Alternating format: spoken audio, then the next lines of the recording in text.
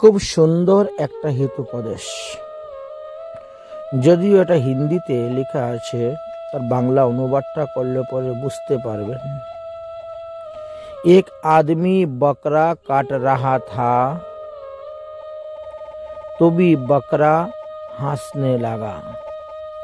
একটা মানুষ একটা পাঠা ছাগল কাটতেছে, আর তখন সেই ছাগলটা পাঠাটা হাসতেছে।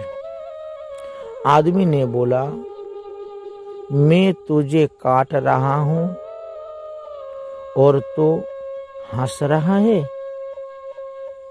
তো মানুষটা বলল যে, হে পাঠা, আমি তোমাকে কাটতেছি আর তুমি হাসতেছ।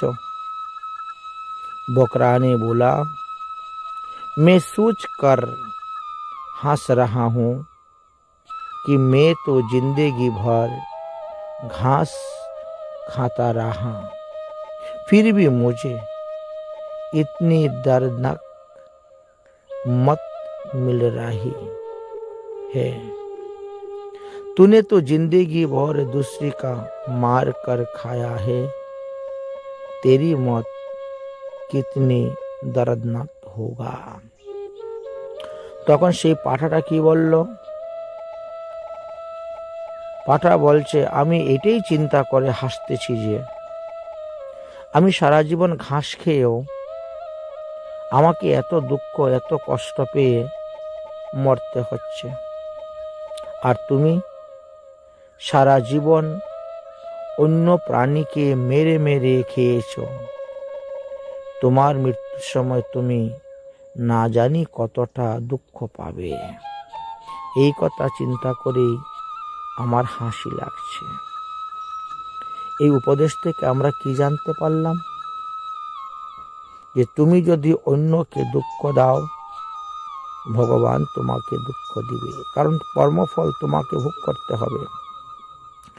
যে যেরকম কর্ম করবেন তাকে সেই রকম কর্মের ফল ভোগ করতে হইবে। তুমি যদি অন্য প্রাণীকে দুঃখ দাও, কষ্ট দাও, আঘাত করো, বেদনা দাও, তোমাকেও সেইগুলা পেতে হবে। মাং স, মাং মানে আমাকে, আর স মানে সে। এখন যাকে আমি মেরে খাচ্ছি, যার মাংস, কোনো একদিন সেও আমাকে মেরে আমার মাংস খাবে, তখন আমাকেও সেই রকম দুঃখ কষ্ট যন্ত্রণা ভোগ করতে হইবে।